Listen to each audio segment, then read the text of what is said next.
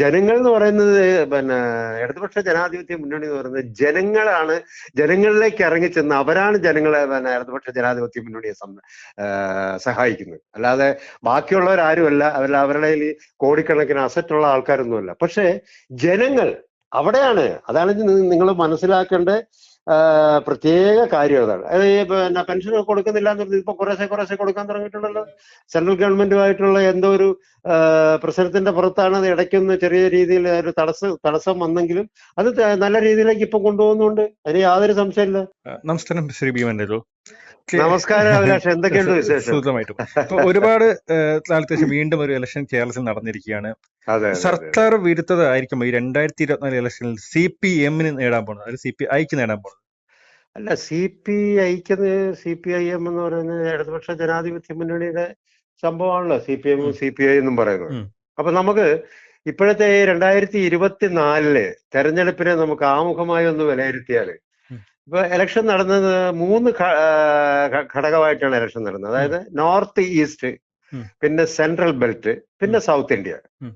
ഇവിടെയെല്ലാം ഈ പാർട്ടി പിളർപ്പ്, ഭരണഘടന അട്ടിമറിക്കുക, പിന്നെ BJP-യിലേക്കുള്ള ഓരോ ആൾക്കാരുടെ ഒഴുക്ക്, അന്വേഷണ ഏജൻസികളുടെ ഇടപെടൽ, ഇങ്ങനെയൊക്കെ ഉഴുതുമറിച്ച ഒരു രാഷ്ട്രീയ ഭൂപടമാണ് ഞാൻ ഇന്ന് ഇന്ത്യയിൽ കാണുന്നത് 2024 ഇലക്ഷൻ സമയത്ത്. അപ്പൊ അത് മാത്രമല്ല, ഈ ഒന്നിച്ചു നിൽക്കുന്ന പാർട്ടികൾ അവർ ചേരിതിരിഞ്ഞ് പ്രശ്നങ്ങൾ ഉണ്ടാക്കുമ്പോൾ ആർക്കാണ് ബലം, മനസ്സിലായില്ലേ? ആര് ശക്തി ആർജിക്കും ഈ തെരഞ്ഞെടുപ്പിൽ, അല്ലെങ്കിൽ ആ ബലപരീക്ഷണം എന്താണ്? അതില് പകയുണ്ട്, പക വീട്ടലുണ്ട്, രാഷ്ട്രീയ പോരാണോ എന്ന് സംശയമുണ്ട്, ബലപരീക്ഷണമാണോ എന്നൊരു സംശയമുണ്ട്. അപ്പൊ എനിക്ക് തോന്നുന്നത് ഈ ഇത്രയും സംഭവങ്ങൾ ആമുഖമായിട്ട് എനിക്ക് പറയാൻ തോന്നുന്നത്, ഇപ്പൊ എനിക്കൊരു കാര്യം പ്രത്യേകിച്ച് പറയാനുള്ളത്, 7ാം ഇന്ദ്രിയം ആര് തുറക്കും എന്നുള്ളതാണ്. അതായത് 7ാം ഇന്ദ്രിയം എന്ന് പറയുമ്പോൾ ഇന്ത്യൻ സഖ്യമുണ്ട്, NDA ഉണ്ട്. ആ മഹാശക്തി ആർക്ക്? അപ്പൊ നമുക്കൊരു കാര്യം ചെയ്യാം, അത് നമുക്ക് കാണാം, കേൾക്കാം, നോക്കാം ആരാണ് എന്താണെന്നുള്ളത്. അങ്ങനെ നോക്കിയാൽ കേരളത്തിലെ രാഷ്ട്രീയം, ഈ പിണറായി സർക്കാർ ഒരുപാട് ജനങ്ങൾ സർക്കാരിന് എതിരായിട്ട് പറയുന്നത് ജനവിരുദ്ധ സർക്കാർ എന്ന് പറയുന്നത്. ഈ ജനവിരുദ്ധ സർക്കാരിന് എത്ര സീറ്റുകൾ നേടാൻ പറ്റും താങ്കൾ പ്രതീക്ഷിക്കുന്നത്? അല്ല, ജനവിരുദ്ധ സർക്കാർ എന്തായാലും ഒരു 12+3, അതായത് 3 എന്ന് പറയുന്നത് ഞാൻ എന്റെ ഡീറ്റെയിൽസിലേക്ക് വരാം. പക്ഷെ കേരളത്തിലെ രാഷ്ട്രീയം, അതായത് ആ നിലവിലെ രാഷ്ട്രീയം ഇൻ കേരള എന്ന് പറഞ്ഞാല് ഇപ്പൊ നമുക്ക് പറയാൻ പറ്റുന്ന ഒരു കാര്യമുണ്ട്. കാരണം കഴിഞ്ഞ തവണ കോൺഗ്രസ്സുകാർ പറഞ്ഞു ഞങ്ങൾ അടപടലം അങ്ങ് ജയിച്ചു, 19 സീറ്റ് അവർ 20-ൽ 19 പിടിച്ചു എന്നാണ് പറയുന്നത്. ഇപ്രാവശ്യവും ഞങ്ങൾ തന്നെ ആയിരിക്കും എന്ന് വിചാരിച്ചാണ് അവരിയ്ക്കും. അതെ. അപ്പൊ കോൺഗ്രസ്സുകാരുടെ ഒരു ദിവാസ്വപ്നം അത് ഇപ്രാവശ്യം എന്തായാലും കാറ്റിൽ പറത്തും, അതിന് യാതൊരു സംശയമില്ല. പിന്നെ നമ്മുടെ കേരളത്തിലെ മനുഷ്യര് രാജ്യത്തെക്കുറിച്ച് എന്തായാലും ആശങ്കയുള്ളവരാണ്, ഇല്ലേ? അത് അഭിലാഷ് എന്ത് തോന്നുന്നു? അങ്ങനെ ഒരു ആശങ്കയില്ലേ? അപ്പോ ആ ആശങ്കയുടെ അടിസ്ഥാനത്തിലാണ് തവണ ഇലക്ഷൻ നടന്നത്. ഈ രാജ്യത്തിലെ എന്താ പറയാ, ക്ഷേമ പ്രശ്നം, വിലക്കയറ്റം, മറ്റ് അടിയന്തര ആവശ്യങ്ങൾ, അതിനും അപ്പുറത്താണ് ഈ രാജ്യത്തിന്റെ വെല്ലുവിളി. അതിനെ തകർക്കാൻ ആർക്ക് കഴിയും? ഇടതുപക്ഷത്തിനല്ലാതെ. അത് ഏത് രീതിയിൽ കൊണ്ടുപോകണം എന്നുള്ളത് ഇടതുപക്ഷത്തിന് നന്നായിട്ട് അറിയാവുന്നതാണ്. നമ്മുടെ ഇപ്പൊ തന്നെ ഇവിടെ ഒരു 20 മണ്ഡലങ്ങളിലാണ് ഇവിടെ ശക്തമായ പോരാട്ടം നടന്നത്. അതിനെ വെച്ച് നമ്മൾ മറ്റുള്ളവരെ വെച്ച് നോക്കുമ്പോൾ ഒട്ടും തന്നെ പിന്നിലേക്കല്ലല്ലോ LDF പോയിട്ടുള്ളത്, പോകുന്നതും. പിന്നെ ഈ കേരളത്തിന്റെ എന്ന് പറഞ്ഞാൽ, ഞാൻ എന്നെ പറ്റി as far as my concern ഒരു സെക്കുലർ മനസ്സാണ്. അതായത് മതേതര മനസ്സ്, ഭരണഘടന നിലനിൽക്കണം എന്നും ജനാധിപത്യം നിലനിൽക്കണമെന്നും മനസ്സിലാക്കുന്ന ഒരു മനസ്സാണ്. അതിനെ ഒട്ടും തന്നെ എതിർപ്പുള്ള വിഭാഗമല്ല LDF എന്നുള്ളത് ജനങ്ങളുടെ അടുത്ത് ഞാൻ പറയുകയാണ്.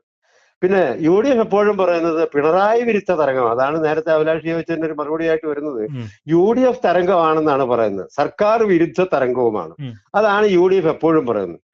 പിന്നെ രാജ്യത്തൊരു ബദൽ രൂപീകരിക്കുന്നതിന് ശക്തമായി മുൻകൈ എടുക്കുന്ന ഇടതുപക്ഷ പ്രസ്ഥാനത്തിന്റെ കരുത്ത് ആർജിക്കണമല്ല ഇടതുപക്ഷ പ്രസ്ഥാനത്തിന് ഇത്രയും മോശമായ രീതിയിൽ കോൺഗ്രസ്സുകാര് എതിർത്ത് പറയുന്നു എന്നുള്ളത് എന്താണെന്ന് എനിക്ക് മനസ്സിലാകുന്നത്. മറ്റേ ഈ എടുത്ത് തന്നെ പറയില്ലേ, സർക്കാർ പെൻഷൻ കൊടുക്കുന്നില്ല, ആര് പറഞ്ഞു പെൻഷൻ കൊടുക്കും?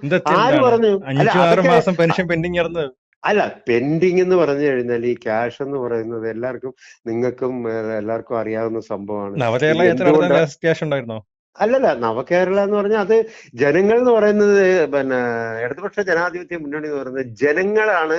ജനങ്ങളിലേക്ക് ഇറങ്ങിച്ചെന്ന് അവരാണ് ജനങ്ങളെ, പിന്നെ ഇടതുപക്ഷ ജനാധിപത്യ മുന്നണിയെ സഹായിക്കുന്നത്. അല്ലാതെ ബാക്കിയുള്ളവരാരുമല്ല. അവരുടെ കയ്യിൽ കോടിക്കണക്കിന് അസറ്റുള്ള ആൾക്കാരൊന്നുമല്ല. പക്ഷെ ജനങ്ങൾ അവിടെയാണ്. അതാണ് നിങ്ങൾ മനസ്സിലാക്കേണ്ട പ്രത്യേക കാര്യം. അതാണ്. അത് ഈ പിന്നെ പെൻഷൻ കൊടുക്കുന്നില്ല എന്ന് പറഞ്ഞാൽ ഇപ്പൊ കുറേശ്ശെ കൊടുക്കാൻ തുടങ്ങിയിട്ടുണ്ടല്ലോ. സെൻട്രൽ ഗവൺമെന്റുമായിട്ടുള്ള എന്തോ ഒരു പ്രശ്നത്തിന്റെ പുറത്താണ് അത് ഇടയ്ക്കൊന്ന് ചെറിയ രീതിയിൽ ഒരു തടസ്സം വന്നെങ്കിലും അത് നല്ല രീതിയിലേക്ക് ഇപ്പൊ കൊണ്ടുപോകുന്നുണ്ട്. അതിന് യാതൊരു സംശയമില്ല. പിന്നെ ഈ കേരളത്തിന്റെ മതേതര മനസ്സുണ്ട്. അതിനെ തൂക്കം നോക്കി അളന്ന് കുറിച്ച് കൃത്യമായ തീരുമാനം ജനങ്ങൾ എടുക്കും. ആ തീരുമാനം നമ്മുടെ പോളിംഗ് ബൂത്തിൽ നടന്നും കഴിഞ്ഞിട്ടുണ്ട്.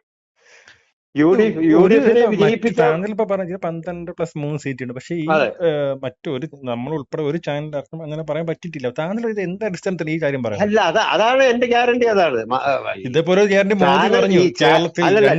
ചാനലുകാര് പറയുന്നതല്ലല്ലോ പ്രശ്നം. ചാനലുകാർ എപ്പോഴെങ്കിലും നമ്മുടെ ഇടതുപക്ഷ ജനാധിപത്യ മുന്നണിയെ പറ്റി നല്ല കാര്യങ്ങളും എല്ലാം പറഞ്ഞിട്ടുണ്ടോ? ഇല്ലല്ലോ. അവർക്ക് പറയും. അല്ല, പറയുന്ന അതുകൊണ്ടാണ് ഞാൻ പറഞ്ഞത് അത് ശരിയായിട്ടുള്ള കാര്യമല്ല. കാരണം ഇപ്പം നടന്നു വരുന്ന കാര്യങ്ങളൊക്കെ അറിയുമ്പോൾ തന്നെ നമുക്ക് എല്ലാ കാര്യങ്ങളും മനസ്സിലാകുന്നുണ്ട്. ഇദ്ദേഹം കാണിച്ച കാര്യങ്ങളും ഇദ്ദേഹം പറഞ്ഞ കാര്യങ്ങളും പിണറായി സാഹിബിനെ, അതായത് നമ്മുടെ CM-നെ തേജോവധം ചെയ്തുകൊണ്ടിരിക്കുന്നതും ഒക്കെ ആയിട്ട് നമ്മൾ കാണുന്നുണ്ട്, കേൾക്കുന്നുണ്ട്, അറിയുന്നുമുണ്ട്. അപ്പോ നമ്മൾ അറിയേണ്ടത് കേരളത്തിന്റെ മതേതര മനസ്സ് തൂക്കം നോക്കി അളന്നു കുറിച്ച് കൃത്യമായ തീരുമാനം ജനങ്ങളാണ് എടുക്കുന്നത്. മനസ്സിലായില്ലേ? അത് UDF-നെ വിജയിപ്പിക്കാമെന്നൊരു തീരുമാനം മലയാളികൾക്കില്ല. ഒരു കടുത്ത പോരാട്ടം തന്നെയാണ് നടന്നത്. അത് പറഞ്ഞ ആരാണ്? നമ്മുടെ പിണറായി സാഹിബ് തന്നെ. അദ്ദേഹം തന്നെ പല സ്ഥലങ്ങളിൽ പോയി ഇലക്ഷന് വേണ്ടി പ്രസംഗിച്ചിട്ടില്ലേ? വേറെ ആര് പോയി? ആരൊക്കെ പോയി? കോൺഗ്രസ് ഉണ്ടായിരുന്നു ഇവിടെ, പോയോ? BJP-ക്കാർ പോയോ? പോയില്ലല്ലോ. പക്ഷെ അദ്ദേഹം പോയി. പ്രധാനമന്ത്രി എത്തിയിട്ടുണ്ട്. പ്രധാനമന്ത്രി എത്തുന്ന അല്ലല്ലേ ഇവിടുത്തെ ഇലക്ഷൻ എന്ന് പറയുന്ന. പ്രധാനമന്ത്രി ഇവിടെ വന്ന് തൃശ്ശൂരും അവിടെ ഇവിടെ പോയെന്ന് പറഞ്ഞിട്ടൊന്നും കാര്യമൊന്നുമില്ല. ഇവിടെ അതല്ല, ജനങ്ങളുടെ മനസ്സ് മനസ്സിലാക്കണം. അതാണ് ഞാൻ പറഞ്ഞത്, നേരത്തെ പറഞ്ഞതാണ്. മതേതര മനസ്സുള്ള ജനങ്ങളാണ് ഇവിടെ ഉള്ളത്. അല്ലാതെ അദ്ദേഹം അവിടെ ഈ CA വരുമ്പോഴും സിവിൽ കോഡ് വരുമ്പോൾ കേരള സർക്കാർ എതിർക്കുകയാണ്. ആ സർക്കാരിനെ ജനം എങ്ങനെ വിശ്വസിക്കും? അതാണ് പറഞ്ഞത്. ഈ CA എന്ന് പറഞ്ഞാൽ എന്താണെന്നുള്ളത് അറിയാമോ? അതായത് സിറ്റിസൺ അമെന്റ്മെന്റ് ആക്ട് ആണ് CA എന്ന് പറയുന്നത്. അതായത് December 31, 2014 മുമ്പ് വന്നവർക്കാണ് സംരക്ഷണം ഉള്ളത്. അത് ആർക്കൊക്കെയാണ് സംരക്ഷണം ഉള്ളത്? Hindu, Christian, Buddhist, Parsis, Jain and Sikh. എന്നാൽ നോ പ്രൊട്ടക്ഷൻ ഫോർ മുസ്ലിംസ്. അതെന്താണ്? എല്ലാ രാജ്യത്തുള്ള പീഡിതർക്കും അഭയാർത്ഥികൾക്കും രാജ്യത്ത് നിന്ന് നിഷ്കാസനം ചെയ്യണമെന്നാണ് ഇവർ പറയുന്നത്. സംഘപരിമാർ പറയുന്നത് എന്തൊക്കെയാണ്? അവർ പറയുന്നത് എല്ലാ കാര്യങ്ങളും കേട്ട് കഴിഞ്ഞാൽ ഈ വലിയ ഇതുണ്ടാവും. താജ്മഹൽ, ഫത്തേപൂർ സിക്രി, ജവാ മസ്ജിദ് എല്ലാം പടുത്തുയർത്തിയ മുഗൾ രാജാക്കന്മാരല്ലേ? അതൊക്കെ ഇന്ത്യയുടെ സ്വത്താണ്. ആ ഇന്ത്യയുടെ സ്വത്തിനെ എല്ലാം മാറ്റണമെന്നാണ് ഈ സംഘപരിവാറുകാർ പറയുന്നത്. ഞാൻ ഈ സംഘപരിവാറുകാർക്ക് അറിയാൻ വേണ്ടി, അവർക്ക് അറിയാമായിരിക്കും എന്നാലും അവർ മിണ്ടാതിരിക്കുകയാണ്. ഈ ഭാരത് മാതാ കീജി ആരാണ് ഉണ്ടാക്കിയെന്നുള്ളത് അവർക്ക് അറിയാവോ? അസീമുള്ള ഖാനാണ്. മനസ്സിലായില്ലേ? ജയ്ഹിന്ദ് ഉണ്ടാക്കിയത് അഭിതാ സെന്നാണ്. സാരെ ജഹാംസെ അച്ഛ എഴുതിയത് മുഹമ്മദ് ഇക്ബാലാണ്. അപ്പൊ ഇതെല്ലാം അറിഞ്ഞുകൊണ്ട് തന്നെയാണ് ഈ നേരത്തെ ഞാൻ പറഞ്ഞ ഈ പിന്നെ മുസ്ലിങ്ങളെ ഈ രീതിയിൽ അവരെ അഭയാർത്ഥികളായിട്ടും മറ്റു രീതിയിലേക്ക് ഇവർ കാണുന്നത്. എന്താണെന്നത് അതിനെപ്പറ്റി എനിക്ക് പ്രത്യേകിച്ചൊന്നും പറയാനില്ല. കാരണം വെച്ചാൽ എന്താണ് ഇവരിങ്ങനെ പറയുന്നത് എന്നുള്ളതിനെ പറ്റി അറിയില്ല. പക്ഷേ ഇവിടെ കേരളത്തിനെ സംബന്ധിച്ച് അദ്ദേഹം പറയുന്നുണ്ട്, ഇവിടെ CM പറയുന്നുണ്ട്, ഇവിടെ ജനിച്ചു വളർന്നുണ്ട്, ഇവിടെ തന്നെ മരിക്കും. അതിന് യാതൊരു വിധമായ എതിർപ്പ് ആരെന്തു കൊണ്ടുവന്നാലും CA എന്തായാലും കേരളത്തിൽ നടപ്പാക്കില്ല.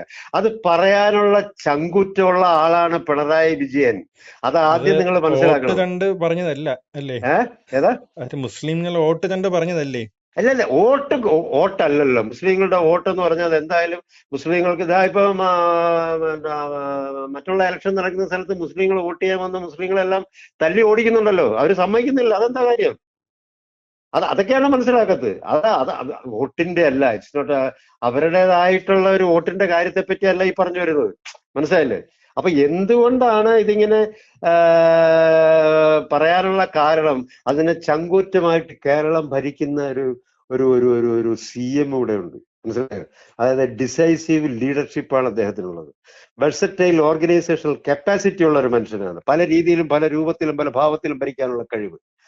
പിന്നെ അത് കൂടാതെ uncorrupted leader with vision for Kerala. സഖാവ് പിണറായി വിജയൻ. അദ്ദേഹമാണ് അതായത് അടിസ്ഥാന രാഷ്ട്രീയത്തിന്റെ ഏകോപനമാണ് കമ്മ്യൂണിസ്റ്റ് പാർട്ടി എന്ന് പറയുന്നതിന് ഒറ്റ തെളിവാണ് ഇന്ന് അദ്ദേഹത്തിന്.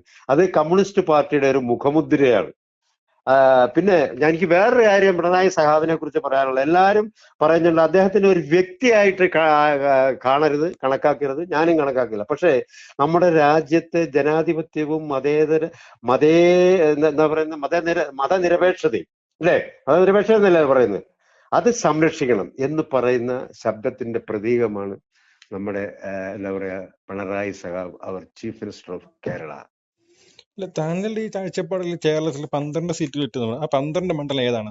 അല്ല, 12 മണ്ഡലത്തെ പറ്റി ഞാൻ പറയുന്നതിന് മുമ്പ് NRC എന്ന് പറഞ്ഞൊരു സംഭവത്തെ പറ്റി നിങ്ങൾ നേരത്തെ ചോദിച്ചില്ലേ. അതെ, CA മാത്രമല്ല, NRC ഉണ്ട്. അതിനെപ്പറ്റി 2 വാക്ക് പറയാൻ ഞാൻ.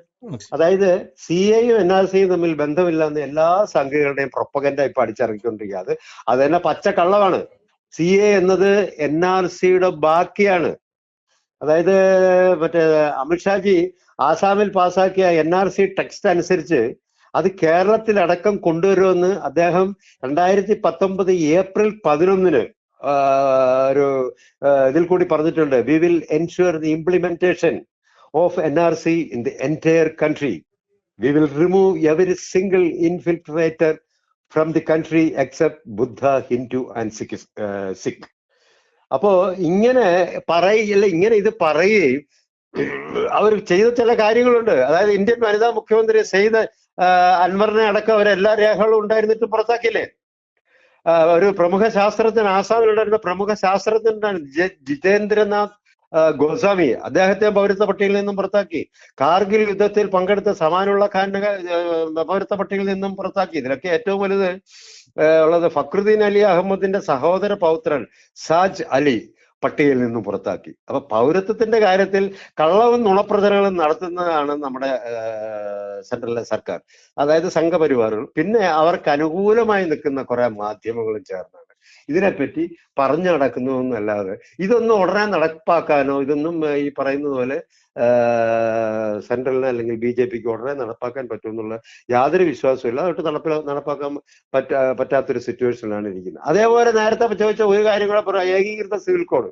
അതിപ്പോ ഭയങ്കര ഇതായിട്ട് ഉള്ളുന്നിരിക്കുകയാണ്. ഏകീകൃത സിവിൽ കോഡ് ഈ ഇലക്ഷന്റെ നേരത്തെ ഉണ്ടായിരുന്ന ഇലക്ഷനിലും ഈ ഇലക്ഷനിലും ഒക്കെ അവർ പൊക്കിപ്പിടിച്ചുകൊണ്ട് വന്നതാണ്. അതിനകത്ത് ഒരു കാര്യം എനിക്ക് പറയാനുള്ളത് എന്താണെന്നറിയാം അഭിലാഷ്, അതായത് ആദിവാസി ഗോത്രങ്ങളും ഹിന്ദുവും ക്രിസ്ത്യൻസും മുസ്ലിംസും നഖശിഖാന്തം എതിർക്കുന്ന സിവിൽ കോഡ് ഇവരെങ്ങനെ നടപ്പിലാക്കുമെന്നാണ് ഈ പറയുന്നത്. ഈ അവരിപ്പോ ഉദ്ദേശിക്കുന്നത് മുസ്ലിം പ്രശ്നം മാത്രമാക്കി പെയിന്റ് അടിക്കാനുള്ള ഒരു പരിപാടിയൊക്കെ ആയിട്ടാണ് കൊണ്ടുവരുന്നതെന്നാണ് എനിക്ക് തോന്നുന്നത്. 2018 രാജ്യത്തെ നിയമ കമ്മീഷൻ തള്ളിക്കളഞ്ഞാണ് സിവിൽ കോഡ് എന്ന് പറയുന്ന സാധനം. UCC പതിറ്റാണ്ടുകളായി BJP മുന്നോട്ട് വയ്ക്കുന്ന രാഷ്ട്രീയ പദ്ധതി കൂടിയായിരുന്നു ഇത്. 9 വർഷമായിട്ട് ഒരു സിവിൽ കോഡ് എങ്ങനെ നടപ്പിലാക്കണമെന്ന് BJPക്ക് ഒരു വ്യക്തതയിലും ഇതുവരെ കണ്ടിട്ടില്ല. ഉണ്ടോ? ഇതുവരെ കാണി അതിനെപ്പറ്റി വല്ലപ്പോഴൊക്കെ ഇതുപോലെ സമയത്ത് പറയുമെന്നല്ലാതെ. പിന്നെ സിവിൽ കോഡ് നടപ്പിലാക്കിയാൽ ആദ്യം ബാധിക്കുന്ന ആരെയെന്നറിയാം? ഇന്ത്യയിലെ ഹിന്ദുവിനെയും വിശാല ഹൈന്ദവയിലേക്ക് വലിച്ചടിപ്പിക്കാൻ ശ്രമിക്കുന്ന ആദിവാസി ഗോത്രങ്ങളെ ആയിരിക്കും ബാധിക്കുക ആദ്യം. പിന്നീടാണ് ക്രിസ്ത്യൻസിനെയും മുസ്ലിംസിനെയും സിഖിനെയും ബാധിക്കുക. അത് മാത്രമല്ല, 72 RSSന്റെ സ്ഥാപക നേതാവുണ്ട് ഗോൾവാർക്കർ പറഞ്ഞ എന്താണെന്നറിയാം, ഈ സിവിൽ കോഡ് ഐക്യത്തെ ശക്തിപ്പെടുത്തുകയില്ല, ആ ലക്ഷ്യത്തിന് നമുക്ക് വേണ്ടത് ആ ലക്ഷ്യത്തിന് സഹകരണവും യോജിപ്പുമാണ് വേണ്ടതെന്ന് അദ്ദേഹം അന്ന് പറഞ്ഞതാണ്.